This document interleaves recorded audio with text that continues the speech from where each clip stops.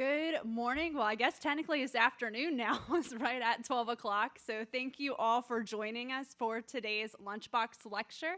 Before we get started, I do want to thank our sponsor, AARP Louisiana, and I would like to share just a quick message from them.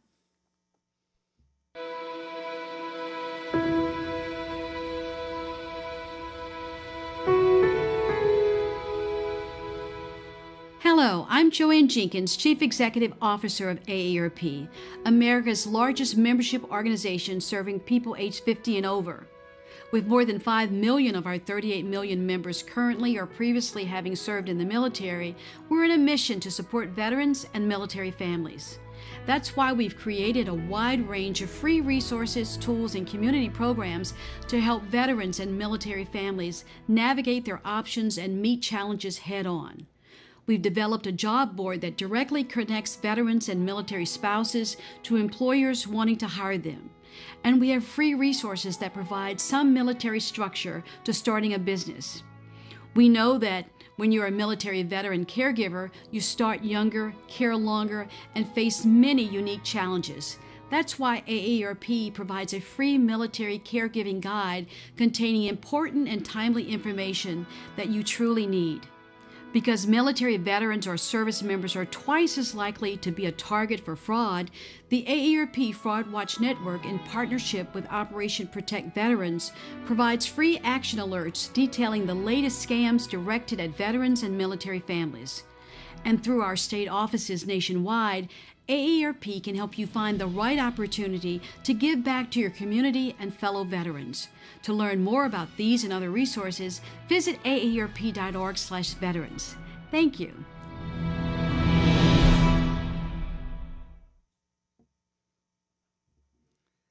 Well, thank you, AARP Louisiana. We're grateful for their support, not only for our Lunchbox Lecture Series, but for many of the different programs we do here at the National World War II Museum.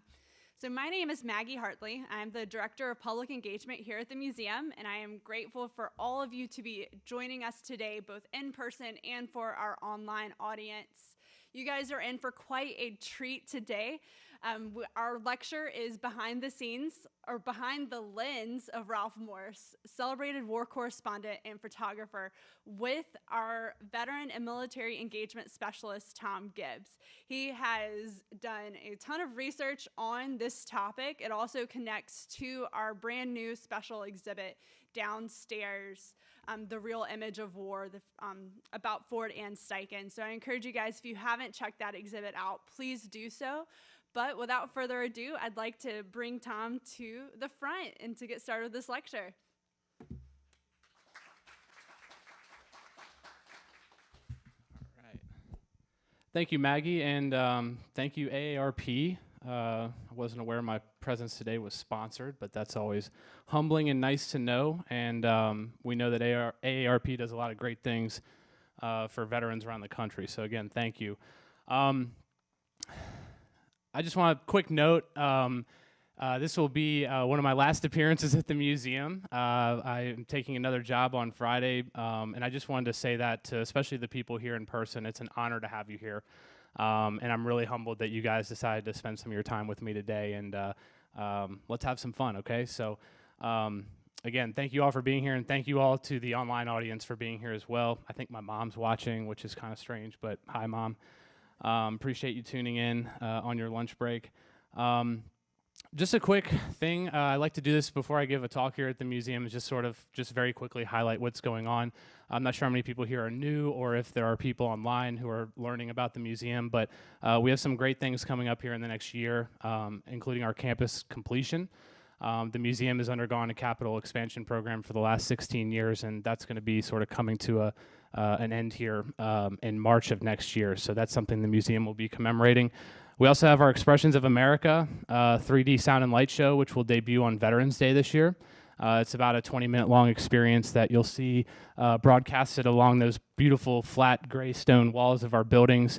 It's going to be an incredible piece to help honor and preserve the memory of our veterans, especially as we kind of move further away from that time period. So a couple really exciting things on a broad picture, coming up for the museum, and then some upcoming programming that's really good. Maggie had mentioned the Ford and Steichen special exhibit on photography during the war, specifically how the Navy documented what it was doing in the Pacific.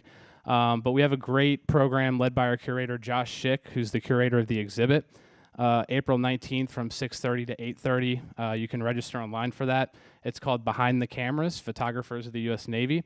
And then on April 27th, we're just about to get all this information up on our website here, but we have a great program in conjunction with the Canadian Consulate to honor several World War II veterans, special World War II veterans, the Cajun Acadiana veterans of Southeast Louisiana.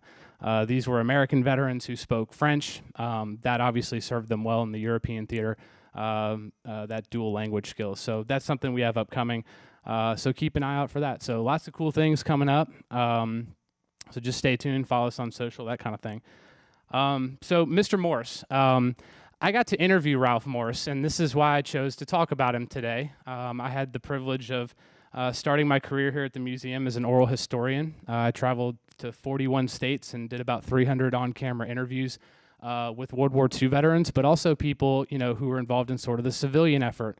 Probably the top interview that I did that I always remember and that I always talk about at dinner parties or whatever is my interview with Ralph Morse. And so I'm excited to share with you some information about him today. The man has an unbelievable career, and I just want to put a little asterisk. Do we have any photographers in here? Anyone who's good with cameras?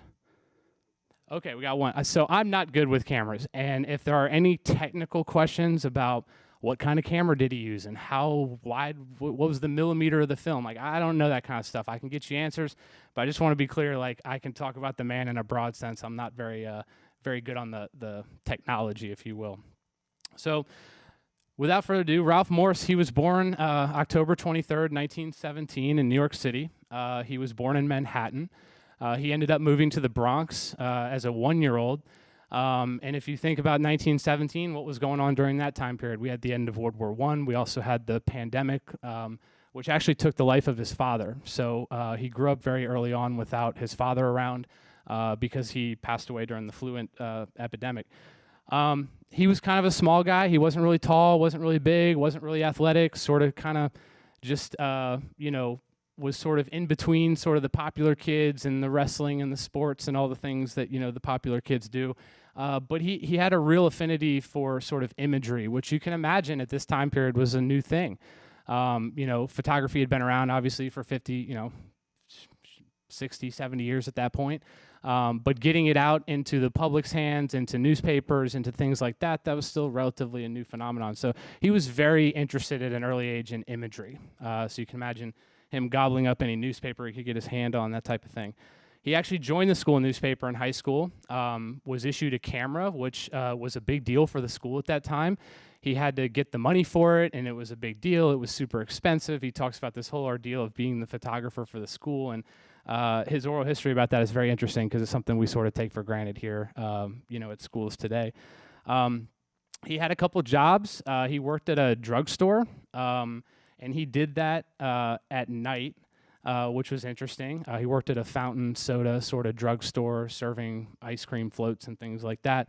But the whole idea of his working was so that he could save up and get a camera for himself, which he did. And he started, just walking around, taking pictures of stuff in his neighborhood, asking his neighbors if he would like, hey, can I take a picture of you kind of thing. So it really was in his blood from an early age, and his passion for that was clear. After high school, he ends up not going to college, but he gets a couple of different jobs that sort of set him on his path to become a famous photographer. He worked for a company called Pix, P-I-X, which actually sounds like a fancy new app or something like that, but it's an old school photography company, newspaper.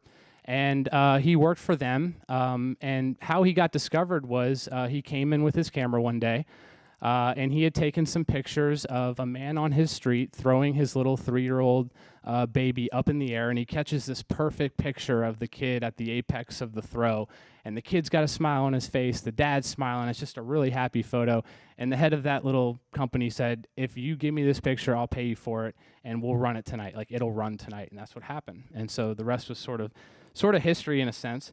One of the partners at Pix was a man named Alfred Eisenstadt.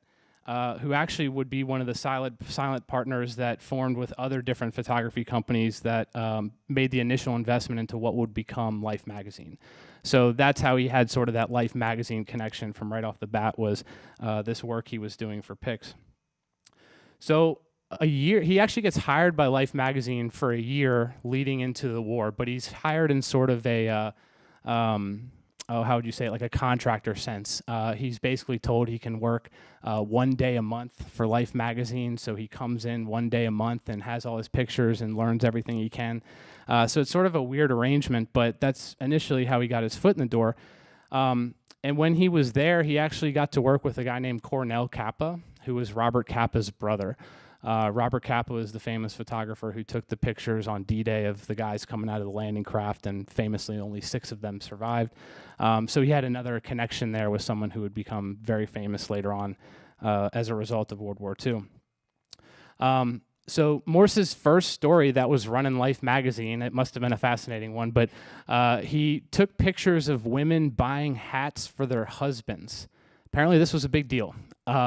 Women getting out and about, doing something for their man, shopping, getting him a tux, that kind of thing. So there's this department store called Gimbel's in the 1930s, and he takes this famous run of photos of all these women buying hats and Gimbel's, and that's his first story in Life magazine. For someone who would go on to take the photographs I'm later going to describe to you, it's a very sort of unassuming beginning. So by the time World War II rolled around, he had already had one feature story run with Life magazine. And so he was sort of already on the radar, and he was only 23 years old at this time period. But he was offered a job by the U.S. Navy, and he turned it down. The reason he turned it down is because he didn't want to operate within the confines of the U.S. Navy. He didn't want to essentially become a soldier or sailor. He didn't want to go through boot camp. He didn't want to do all that. He's like, I'm just here to take the pictures, guys. But after he declined this job from the U.S. Navy, he was hired full-time by Life magazine, and at 24 years old, he was the youngest war correspondent sent to cover the war in the war going on throughout the world, and specifically, he ended up in the Pacific first.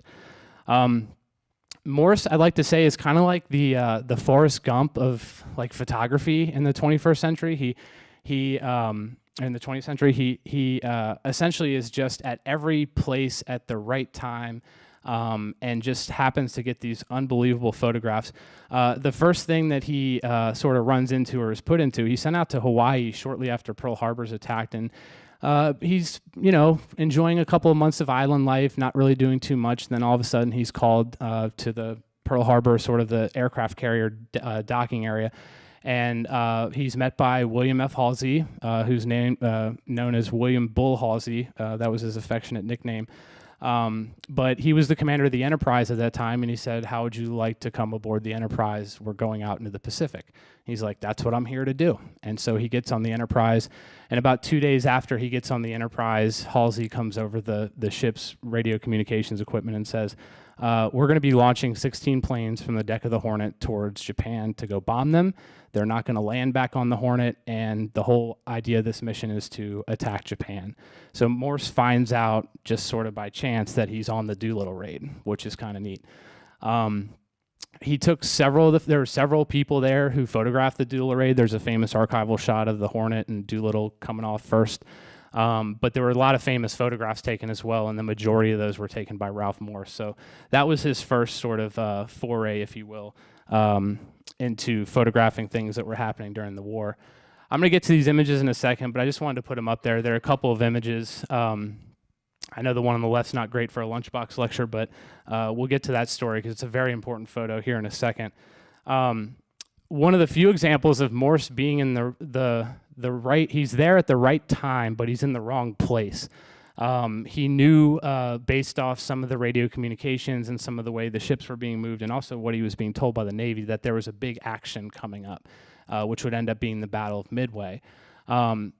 I was really excited to talk to him about Midway because it's like, it's this great battle in World War II. It's like this decisive moment in history. And I remember asking Mr. Morse, said, so tell me about the Battle of Midway. And he looked at me and said, I didn't see anything. And I was like, okay, like, is that all you have to say about it? And he's like, yeah, I didn't see anything. Like, we were on a ship, we were 70 miles away, I didn't see anything, that's just how it goes. So that's what happened to him during Midway. He listened to the whole battle over the radio, but the battle never took place over any area that he could see within his little circumference of, he could see 22 miles to the edge of the horizon, but he never saw a Japanese plane, and he never saw an American plane, and yet he was technically there during the Battle of Midway. So he missed that one from a photography standpoint.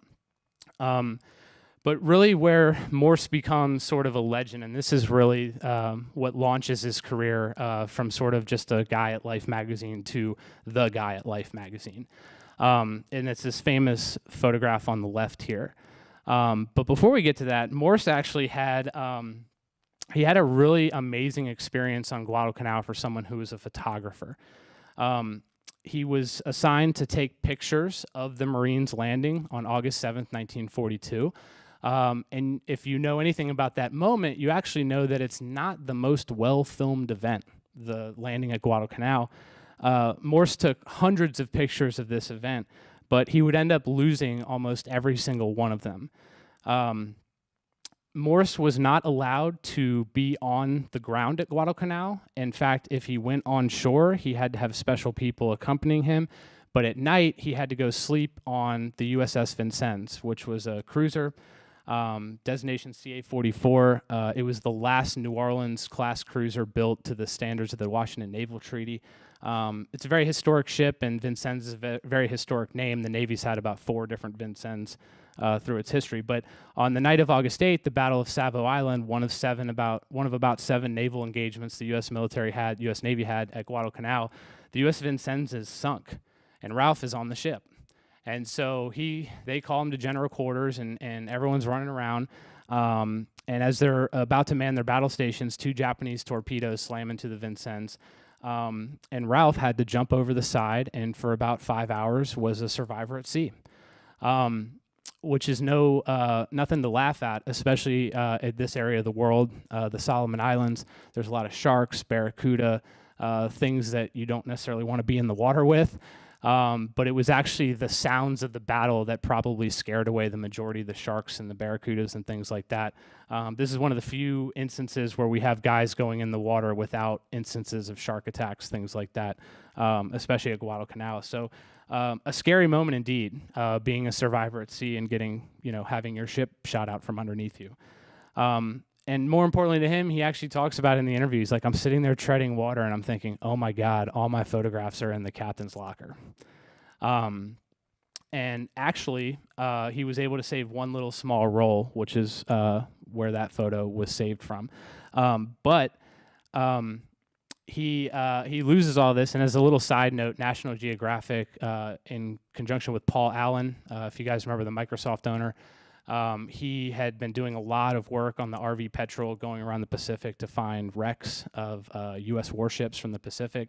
He finds the Vincennes in 2015, and one of the things they tried to do was actually take the captain's locker out, restore the photographs, but they were too far gone. But they tried, which is pretty neat. So he gets pulled off, and during this whole incident, he actually contracts malaria. And I'm kind of going ahead. He's already actually taken this picture, so let me go back and tell the story of this.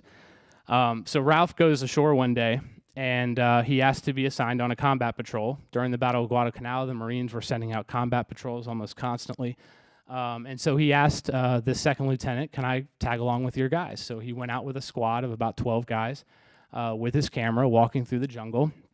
And he's learning from these guys. They're telling him little tips on how not to get killed. And, hey, your photography equipment is a little shiny. You might want to put some dirt on it so people don't see us. So he's learning literally on the job, like, how do I not get these people killed?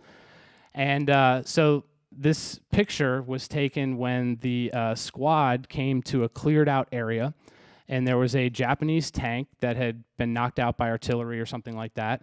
And they saw that this Japanese skull had been put on, this head had been put on the tank.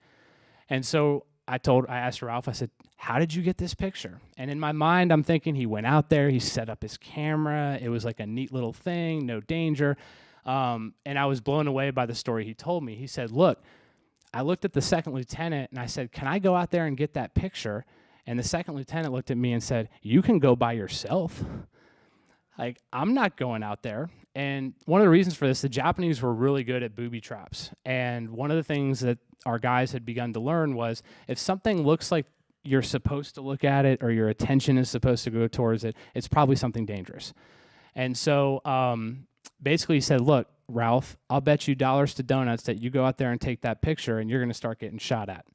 And Ralph said, I'll take that bet. And he ran out there and he took this photograph in under 20 seconds. That's what he told me. He said he ran out there, sprinted, took the photograph, and ran back. And the second he got back to the tree line, that whole area started getting hit with mortar fire. So the second lieutenant was right. And he said, that's when I really realized, like, I need to listen to these guys because they know what they're talking about. So it's a very neat story. But the photograph itself goes back to Roosevelt's desk.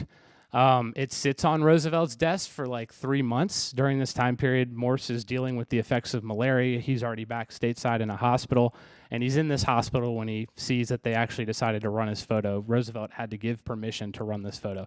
It is considered to be the first wartime horror photo that was shown to the American public. So you can imagine a big old Life magazine cover, seeing this picture show up in your mailbox. This is a big deal. Got a lot of complaints.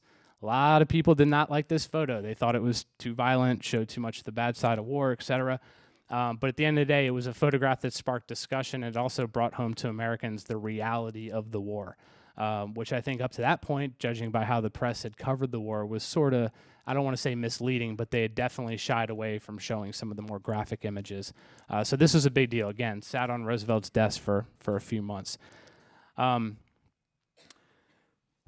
All right, I just rambled there for a while. What do we got here? I got to watch the time because I like talking.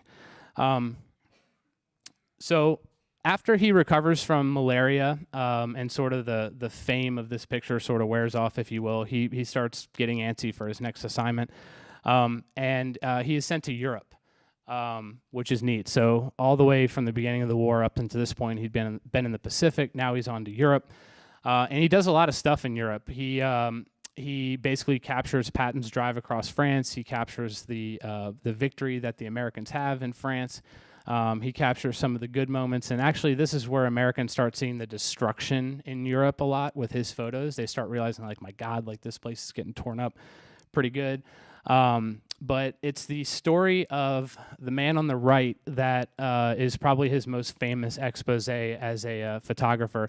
And it's a really beautiful story, just because Ralph had actually gotten a lot of correspondence from people, parents of children who were serving. And he'd gotten a lot of correspondence, a lot of thank yous from the parents of people who were serving overseas, saying, thank you for showing me the truth. Thank you for showing me the things that we didn't know about. So in a way, his photography was very helpful, again, to the mothers and fathers who were stressing about their kids, their sons who were still overseas. So he comes up with this brilliant idea to basically go up to the front line in Europe, and the second a soldier got wounded, he was going to follow that soldier from the second that person was attended to by a field medic, all the way back to the battalion aid station, all the way back to the field hospital station, all the way back to the general hospital, and then all the way back to the United States. And he did this. He wanted to do this because he wanted to show the mothers the exact amount of care that their sons were receiving if they were wounded. And that was a really beautiful concept and beautiful idea in 1944-45. So the story goes basically is he gets assigned to this infantry division, and he gets taken right up to the line. And that morning, the American soldiers are in a little firefight with the Germans. And he said, it wasn't 5 minutes after I got my camera set up where I looked over to the left and I saw a mortar blast and I saw a soldier get blown on his back. And he ran over, and from that point on, he was assigned to that soldier. And so the man's name was George Lott. And this is one of the first pictures that was taken of him at the General Field Hospital, where they were able to x-ray it and get the casts on and things like that. But he ran about a 45-picture series in Life magazine that showed the different phases of George Lott and what it was like to be hit by a mortar round. The very first picture that he took, actually, is of George Lott laying in a little French farmhouse after he had just awoke from this this event that made him unconscious. And they had just stuck some morphine in him, so he's got sort of a little smile on his face. You can tell he's feeling good. and he's smoking a cigarette. And so that was the first image. And so from that image all the way on, you saw sort of the progression of how he was cared for, which was really sweet. And that went all the way down to him getting into the United States.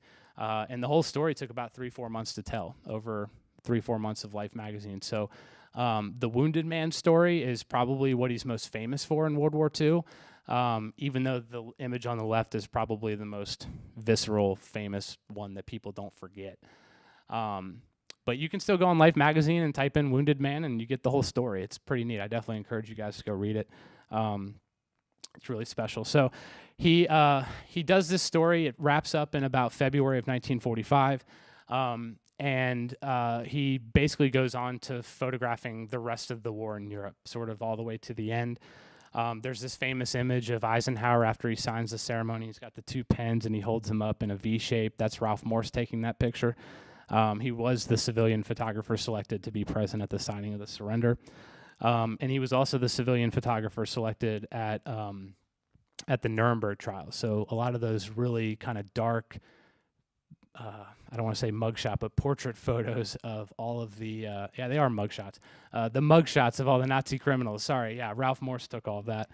And so his work really carried on, and he called this his best assignment of his career. But after the war and between his other duties, he basically lived with his wife for 10 years in Paris, France, documenting the reconstruction of Europe. So again, the American government, through the Marshall Plan, decides to spend all this money to basically, in a giant welfare project to rebuild Europe. It's the first time after a major world war that the culpable governments felt that they should assist in actually rebuilding the mess they created.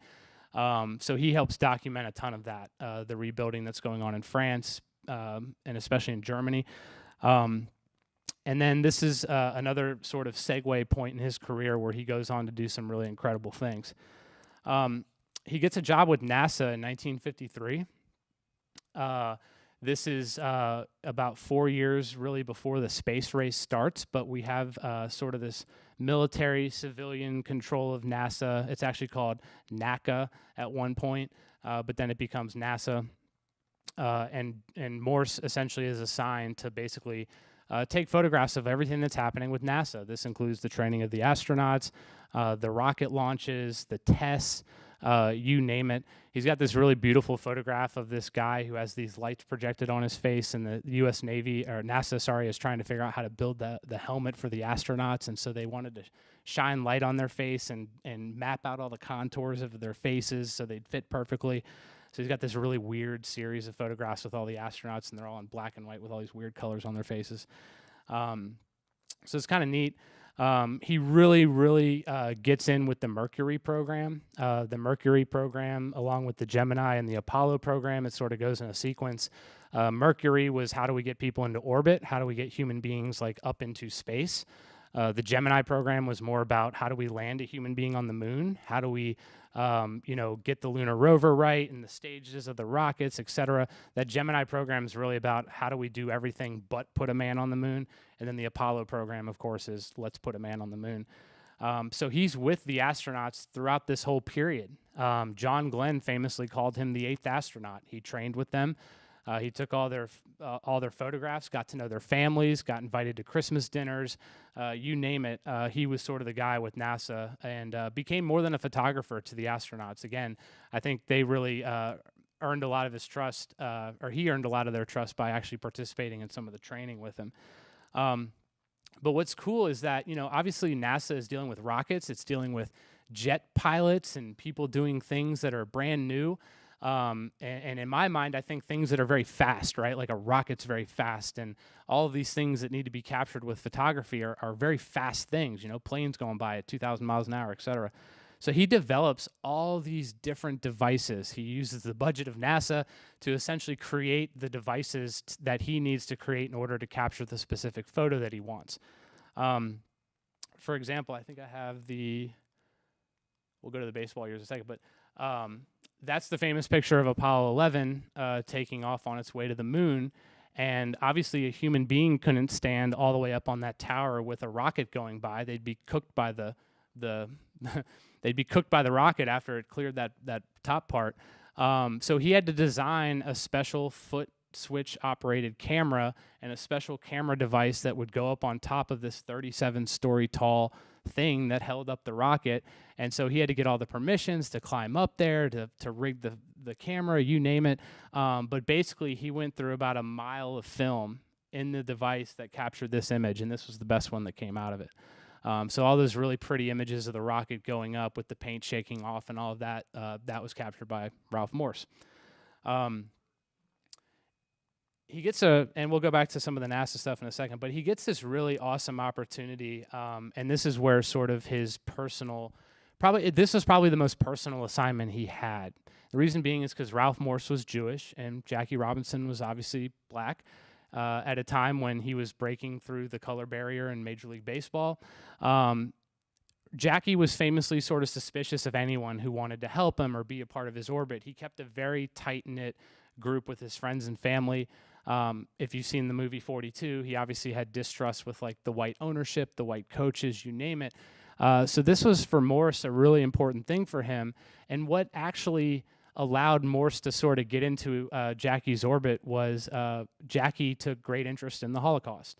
And so Ralph was Jewish, and so that whole idea of being a part of two groups that were discriminated against, that allowed them to sort of develop a bond. And so Morse was the guy who was Jackie Robinson's personal biographer from a photography standpoint. I played baseball in college, and so I was really excited to talk to Ralph Morse about this particular picture. This is one of hundreds of photos that exist from that moment where Jackie Robinson famously stole home plate in the 1955 World Series.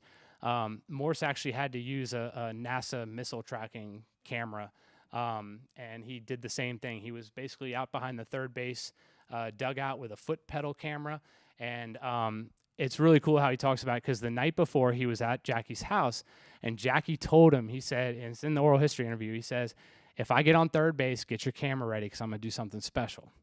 So Morse must have been like the only guy in the entire stadium that maybe had an inkling that he was going to try to do something. And so he's like, you could tell Jackie had this way of whenever he let off, he would be, he was like I think they said like a mouse that had his feet on fire. He would never sit still, and he was always trying to trick out the pitcher. And so once he started dancing on third base, Morse described that the energy in the stadium started to grow. People started to be, oh, like what's going on? You could like visibly hear everyone getting more interested. And right when the pitcher delivered to home plate, he broke and stole home plate, which is a pretty awesome thing to do. I don't know how many people know baseball, but stealing home plate's not exactly the easiest thing to do. It's a mind game, it's a mental trick, and you, on top of it, you have to be really fast. You can't be slow. So he gets about 200 images, if you will, from this awesome moment in 1955 at the World Series. One thing I glossed over, I forgot about this, in 1948, Babe Ruth has his last appearance in a Yankee uniform. And Morse was selected to be the guy to photograph Babe Ruth. So there's this famous color image. He talks about why he chose to use color for it. He said no one else seemed to be using color, and I just wanted to get a shot of Babe Ruth in color. I figured somebody might find that important later on down the road. So there's a great image of like Babe Ruth leaning onto his bat, and he's kind of looking down, and he looks like he's just beaten up, and he's like done with his career. And there's just this great shot that Morse gets of Ruth doing that. So that sort of sums up like his major sort of career moments. There's sort of three key areas in my mind when I think about Ralph Morse. I think of the World War II years. I think of his baseball years with Jackie Robinson, and then I also think about his NASA years. But one thing that he did that in his interview, he thought, geez, these were probably some of the most boring photos I ever took. But if you look at how they've been used in the future, probably they were the most important photographs that he ever took. If there was a doctor who was performing a brand new surgery or using a brand new piece of medical equipment at this time period, it was really imperative that it was photographed. Whether it was the procedure itself, whether it was an open heart surgery, something like that. But Morse was basically contracted by most major medical providers that made like equipment for surgeries. And so some of the first heart surgeries, Morse photographed. Some of the first brain surgeries that use these different types of techniques, Morse photographed. So he's got some really interesting things. And what I find fascinating about Morse, and I wish I knew more about the technical side of it, but he almost never used the same camera for each shot. If a camera didn't exist for the shot that he wanted, he built it himself, which is cool. He went to NASA and said, I'd like to photograph the rocket from the top of the tower. And they're like, if you go up there, you're going to die. Okay, well, how can I make a camera that will actually withstand the heat of the rocket and actually, not break and take the picture? And so he ended up having a career with Life magazine from 1942 to 1988. It was a long career. It was basically the only, as he would say, sort of big boy job he had. But he loved it. And I could tell when I went to interview him that his passion for photography was still there. I'll never forget going into his apartment in Delray Beach, Florida, and the first thing I noticed as an oral historian was the lighting was awful. I was like, my God, like it's so dark in this guy's apartment, and I got to set up this camera. Like, how am I going to film it? And I told him that, and it didn't really occur to me that I'm talking to this like photography legend, And I'm like, sir, like it's going to be really like a dark thing. Like it's not going to look good. He's like, and he got up and he's like, let's see how we can fix that. And so I'll never forget, he asked me to grab like these three really thick books off his shelf and like stack them up, and we moved a chair around, and he took this lamp that he had and he removed the shade off of it, and he put this little thing on the back of it, and he moved it over, and he's like 93, he's just like shuffling over and doing this. And I just sat back and I was like, how cool is it that he's like setting up my shot? Like, this is great. And honestly, it improved the shot. Obviously it did. Like, I didn't have a way to light it, and it was really sweet. Not only was I there to capture his oral history, but he was also honored by the museum as a Silver Service Medallion recipient. We have our American Spirit Awards, and we like to recognize World War II veterans that, not only recognize them for their service, but maybe World War II veterans who did something extraordinary after their service.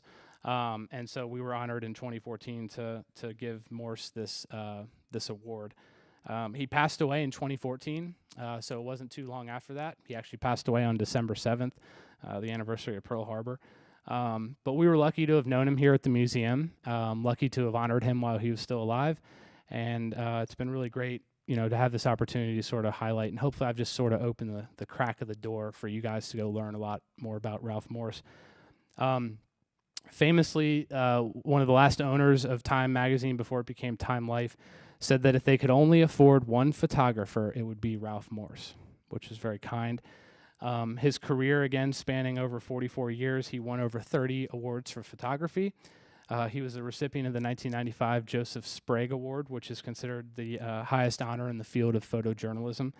And then in 2010, he was awarded the Britain Haddon Lifetime Achievement Award for his World War II photographs. Obviously, the man had a remarkable career, and again, it's been an honor to sort of highlight to you guys sort of in a very small way each little piece of his career. So I guess without further ado, are there any questions, comments, concerns? So for the Q&A, if you are watching in person, just raise your hand. I will come to you. If you are watching online, just type your comment as type your question as a comment on Facebook, Vimeo, or YouTube, and we will get to that as well. So. Thank you, Maggie. Yes, Tom, thank you very much for the presentation. I truly enjoyed it. Is this thing on? Yep. Yes. Look at that. You said you collected the oral history from the photographer. How does one access that oral history? So I actually was nervous about that when I went to go do this. I was like, I hope it's digitized. World War II Online, www.online.org is the museum's digital collections website. It's annotated, so it's not transcribed word for word. Essentially, we do it in 10-minute segments, so we sort of summarize what the veteran talks about in that 10 minutes. It's usually about 3 or 4 paragraphs. It allows for sort of a quick read of it. But each interview that we have on there is chopped up into these 10-minute segments. We assign key vocabulary terms to it, so it's easily searchable, et cetera. But www.online.org, again, if you like World War II oral history, you can get all you want on that website. If you ever clean your house, I like to throw on an oral history when I'm cleaning my house. It's something nice to have on in the background. So you can learn a lot there. And as you go through the names, you'll notice we have some pretty heavy hitters in sort of the World War II history world. Some of the oral histories that were taken, 10, 15 years ago, people who are no longer with us. there's some really good stuff on there, for sure. We had one more.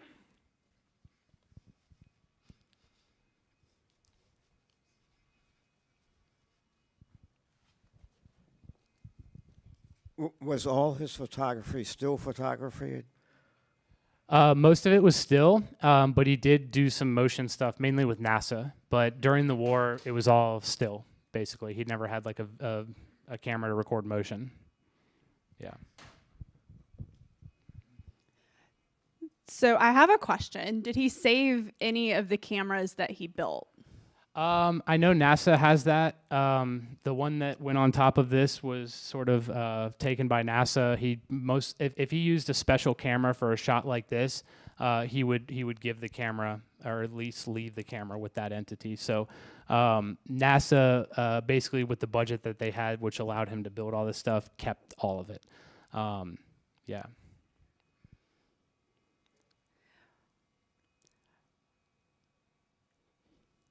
Well, it looks like that is all the questions that we have today for you, Tom. I do want to thank you for this wonderful presentation, and also thank you for your many years of service here at the National World War II Museum. Tom has been instrumental in so many things. For those of you guys who don't know him, he brought to life our air show. That was his baby for years. He was an oral historian. He's worked very closely with our veteran and military groups in the New Orleans and really across the United States to really make our veteran and military engagement efforts top class. So let's give Tom a round of applause. Appreciate it, everyone. If you enjoy programming like this, I encourage you guys to stay tuned to the National World War II Museum. We send out weekly emails. Check out our Facebook page and our website for more upcoming programs. So take care, and I look forward to seeing you guys next time here at the National World War II Museum.